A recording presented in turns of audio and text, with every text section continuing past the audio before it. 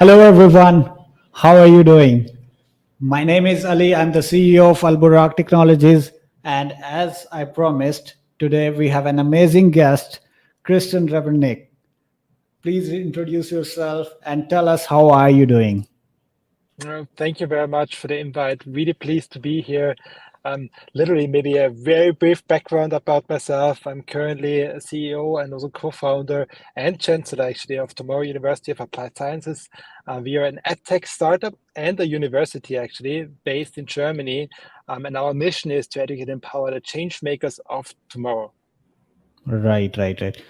And this is why I am very much interested in conversation with you because the skill set you're working on is for the tomorrow, right? So that is why I am very curious what kind of insights you have, and we are going to talk about that.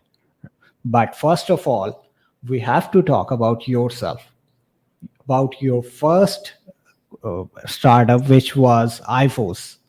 Tell us about Mm. that. Oh, that's going back That's to an the old last story. That's going out back to the last century, actually. Yeah, that's a very Yeah. old story. Yes. Out of school, I also have done after my military service. I went to university and I studied economics.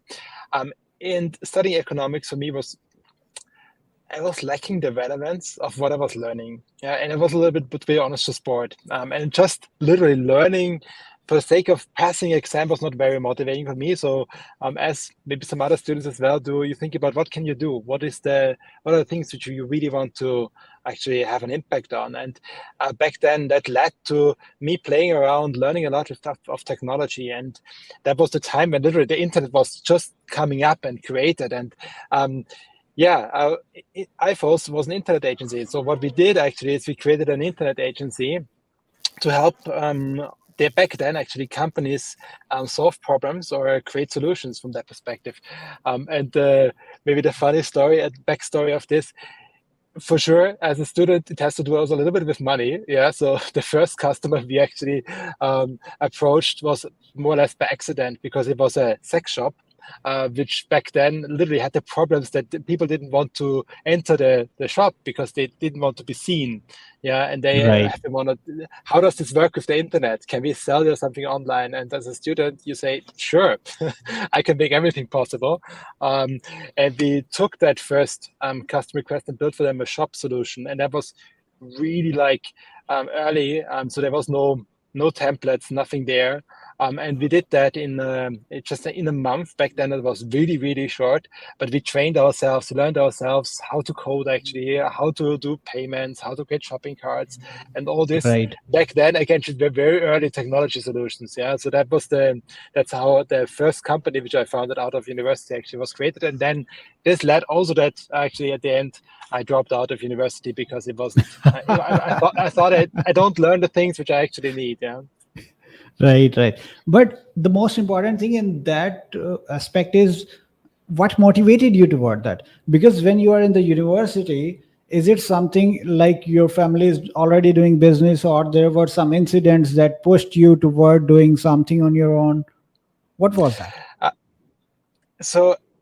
No, not my family is not doing any business. Very different backgrounds actually, and for me, I was always interested actually in contributing somehow to society, contributing and creating some meaningful solutions, solving problems, and that's in a nutshell also what is still today driving me. I think really that technology can be a great thing to create to solve problems in a more meaningful approach. And um, yes, for sure. There before, also before university, I had some endeavors. I was like the editor of the school magazine, creating a school magazine, for example. So I had some first experience already, exposure to doing things, and saw also the impact you can have, which motivated me and which gives you, it gives you also something back that you actually value, that you can see that this is possible. Right. That is going to be very much interesting. Right. Okay. So let's move forward. Tell me very quickly, other than Tomorrow University, because you had a long career, right? So let's not talk about the Tomorrow University yet.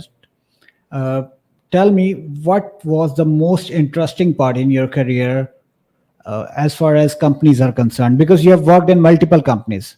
So which one you refer as the best one other than tomorrow? That's always a question of perspective, and now in retrospective, obviously it changes. Yeah, one interesting one, and I come to some maybe now more well-known brands, but one of the interesting ones. With IFOS, I sold that company, and later on I joined quite early on actually a sports betting company. And for me, this was an interesting one because it was 2001. Back then, the internet again it started to get some ground working and some more users and penetration, but it was still the early days. And within sports betting, obviously, it was one of the first products which also you can sell online, and you can also make money. But also from a technology perspective, being interested in technology, it provided a lot of technological challenges. Yeah, Right. like for example, how can you do live betting? Imagine a soccer game, and then if you have a soccer game and doing the live odds there, what is happening if somebody actually does a bet now, but there is no goalie anymore. So it will be clear that this person actually shoots a goal. Yeah. So how do you deal with these kind of situations? Or we had this situation with a world championship, and the question is about, okay, we have a cyber, somebody was threatening us with an attack, a DDoS attack. How do you deal with that? And he was saying, hey, I will shut it down to the time when you earn the most money. So that was a very interesting step for me, and I learned a lot. From today's perspective, I think I would never go. I don't want to work in sports betting anymore because I think it doesn't contribute to society. But on the other hand side, for me, that back then it was really a big learning curve and really interesting from a technology perspective. Yeah. Right, Um, right. other companies, and maybe that's more relevant. Later on, I became CTO at Scout24 of Austria. I had the opportunity to be CTO at Parship in Hamburg. I had the opportunity to be a CTO and also managing director at N26, helped to create a bank and creating a full banking license and build a core banking system. I had the opportunity to work for the United Nations World Food Program, Share a Meal. It's a global donation platform with more than 100 million donations now, which is really amazing. Also that story, but also, for example, worked in, last one was, for example, also creating a digital health record for Germany for 20 million people with 37 health insurance companies Yeah. together, which was also very interesting. So there are a lot of very interesting steps, I think, I asked you looking for at that one. period. For one, I would definitely say it's tomorrow, what I'm doing Right. now. Before that, it's really tough. It's really That tough. that I is so really, sad. Don't be political. yeah, it really is at those spots. It was every time it was just a logical next step, and it just made so Right. much sense at that point of time. Got it. Got it. Got it. So now let's talk about tomorrow, right? Because I am also very much interested in that. What is the difference between Tomorrow University and or any other e-learning platform? Yes, it's a question which is actually very important. And maybe taking one step back, why did we start Tomorrow University in the first place?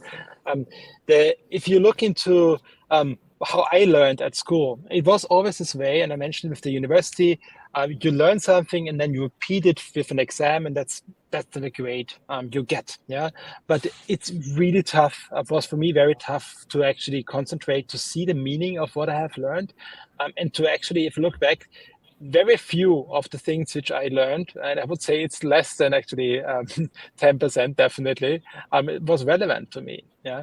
And now having kids myself, and being in the pandemic, having them in homeschooling, they just showed me that nothing has changed in the last more than 30 years actually when it comes to the school system. And this is a problem, especially because our world has changed so much. Back then you need to go to a library and have books which have been very limited access. Now it's a click away. We have powerful tools like ChatGPT, which are at our fingertips available for us. Yeah. So I think this Right. kind of just learning things by heart for an exam is an outdated learning model. And this was not just me. I actually talked to my co-founder, who's really an education expert, and he told me, Christian, we know that this is outdated, and there is learning science which proves that there's way better ways of learning. Yeah, and I asked him about, okay, but now if that's the case, why don't we see this like in all the schools and universities actually taking place? And he mentioned is that the system changed. It's very hard for existing universities to actually embrace this kind of changes because there's a lot of implications and there is no incentive to change into that direction. Yeah? So out of that, we thought about actually, how can we solve that? And that we want to do this from the scratch, from a greenfield approach to create a new kind of university. And the key part is when it comes to learning, what can technology again, what can it help? What problem does technology solve? And if you think about that, one of the biggest problems for any professor or teacher, you want to have a one-on-one teaching. You want to help one person, actually. You want to have a personalized education. That's the best experience you can help on. But then again, it's not reality. You have classes of 20, 30, 500. I've been sitting in class of 500 people. Yeah, there is no personalization. So I believe fully that technology can help you to personalize learning way more to your needs in that combination. And based on this kind of core assumptions, we developed a system and a learning platform which was incorporating that. So now to your Right. initial question, what is separating us? Why are we Yes, different? that is Yeah, important. it's not about just knowledge dissemination. It's for us, it's about mastery learning. Yeah, that means we help you to learn the 21st century skills in an applied fashion, challenge based. That means you not just learn the things, you apply the things on challenges which matter to you, and you give feedback to other students and reflect therefore what you actually have learned and what you think is interesting. The second part, being an online university, we can provide you the full flexibility of learning in a very effective way. So they don't have to sit and watch lectures or watch videos, long videos. It's highly interactive and it's fun. And you get active access to a global community of change makers. And all this is supported by a very modern and again self-developed learning management system, which just personalizes your learning path. Right, right, right. And in this journey, you must have some fun stories as well. Something happened Yes. in the journey. Do tell us about those stories. What kind of things you have faced? There are.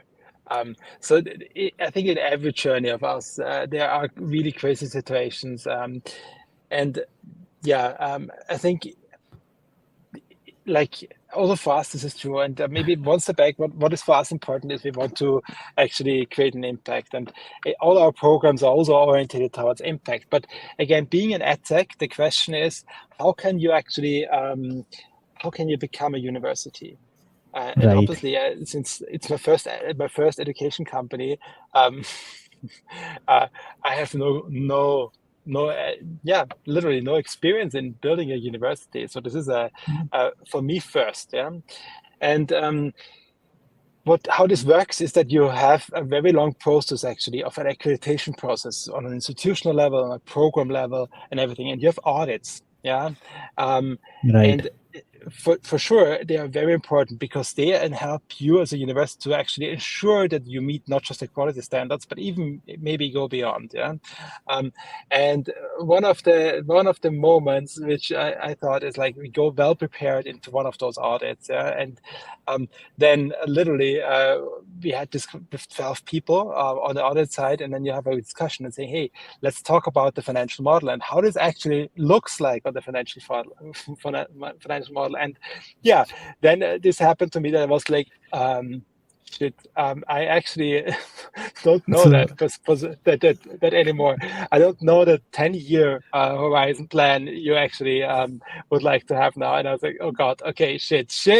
And I froze, yeah. And my co-founder was asking me, oh, Christian, are you there? And I said, shit. And I was like so literally one of the drawbacks of mo- technologies most creating a university. most awkward situation I think in the whole history of Tomorrow University. And yes, thankfully we managed it afterwards to clarify all the answers and managed also to resolve that one. But that was really like a a very hard moment for me. That was amazing. I like it. Okay, so let's talk about different things.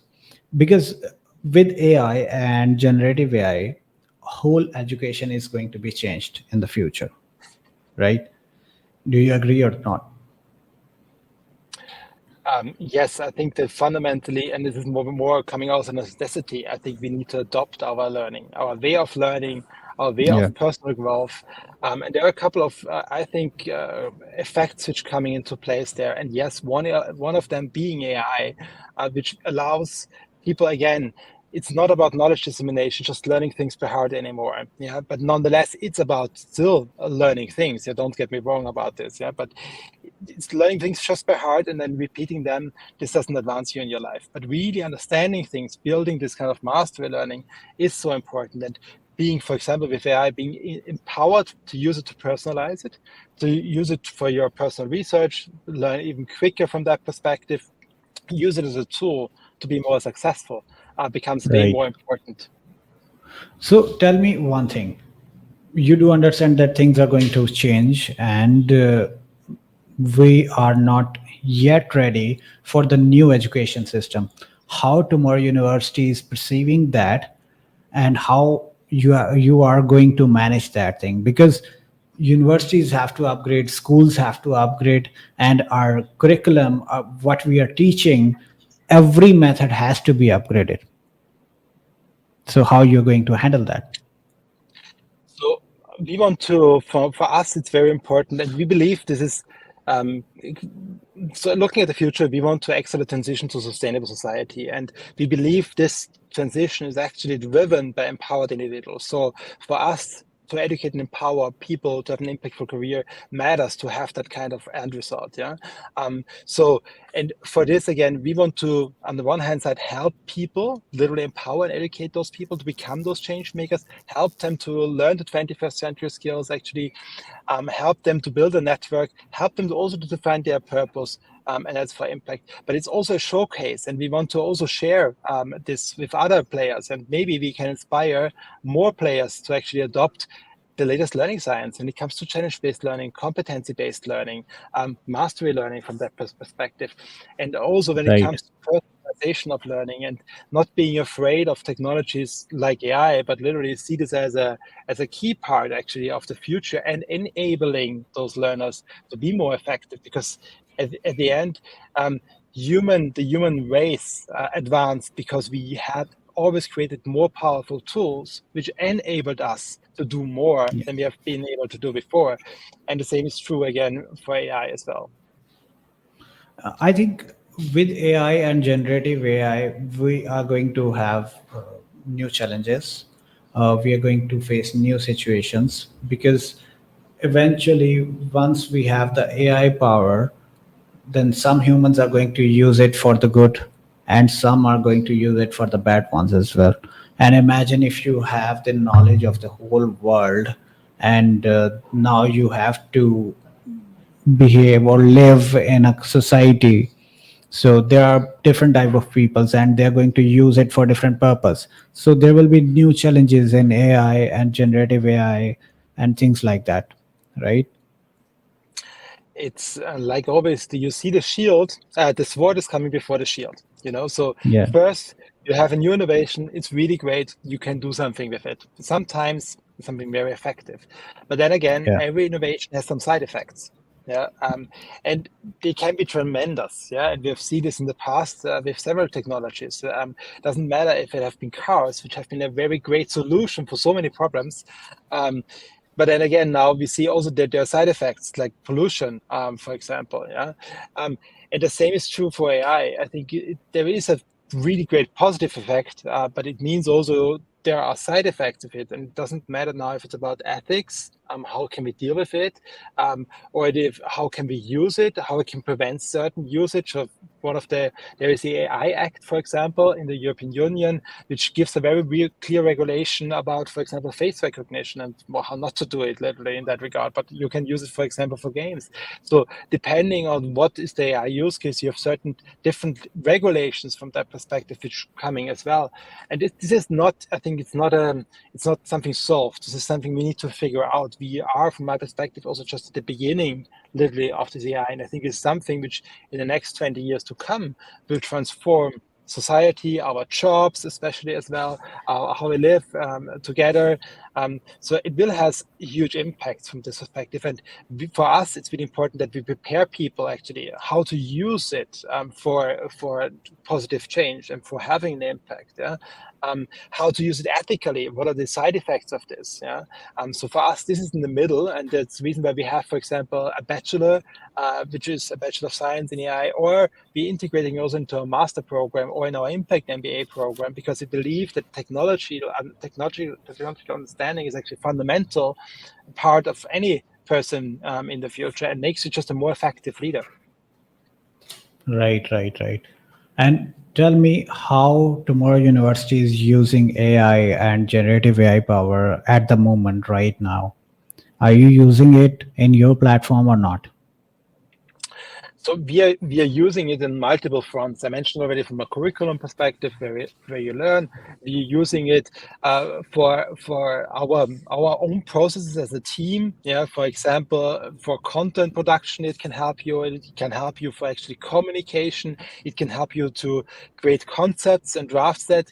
We have an internal training for our team, literally on how to use AI effective. Then we help our students to learn to use AI effective, which is a very integral part, and not talking about generative AI. It could be about very different forms of AI again. Yeah, when it comes to images processing, which is a big part, or to, for example, voice processing. From this perspective, it can help you, and this is now more into the platform. We're doing things like competency assessment, yeah, which can help you. But it helps you also. Now, this is not generative, but for example, for translation purposes, very basic things now, basic, but it's a great tool from that perspective to overcome barriers. And then for sure, we help also in personalization of the learning where we're using AI. Got it, got it. So, what is your vision um, about Tomorrow University? Where do you want to take it at the end?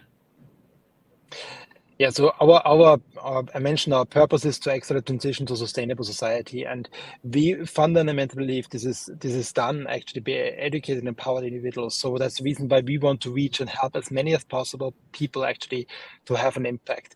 And if you're looking to as a company, we also have exactly those things, the student as an outcome. So we asking our alumni, for example, what impact do they have?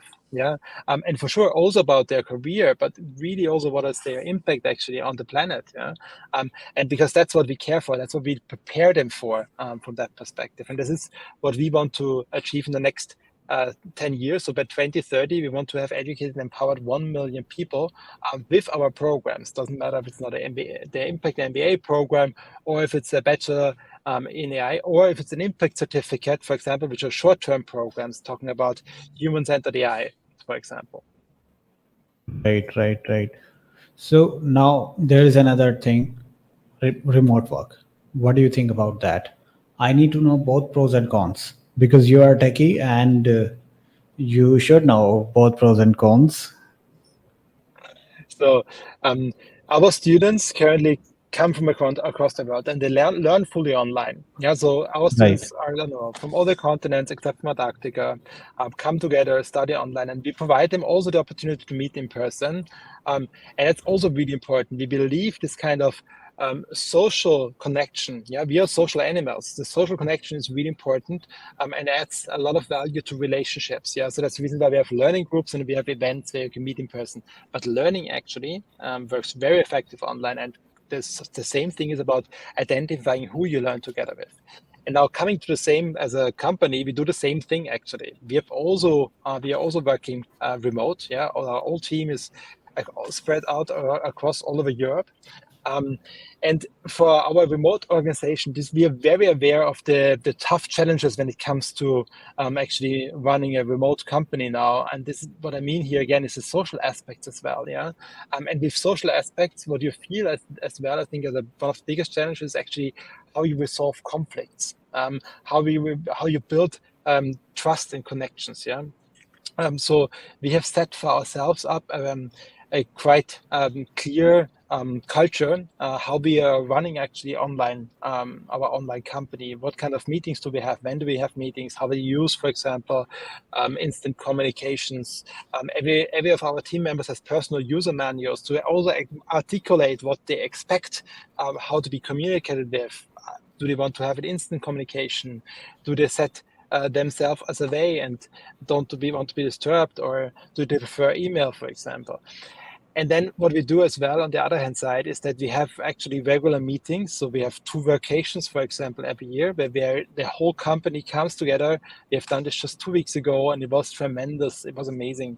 It's such a beautiful thing that everybody comes together, and then you spend 1 week actually intensely together, working Right. very productively, but also relaxing, and connecting, building exactly those connections. And then we have team offsites as well. So Smoothest teams literally also meet regularly as well. And this is how we're trying to combine it. So that's why we are working remotely. We meet from time to time. And you see, we have this kind of mood barometer, but we see always that the vacations, the in-person contact, this inspires people. This gets up the connection, and it feels very productive. And then it drops a little bit over time, because people are they're remote. So some things are not addressed well. Some conflicts are not resolved. There are, I think, from that perspective, always many challenges. And the benefits again of this is we are fully flexible. We have full autonomy, actually in working, which is a great asset from that perspective.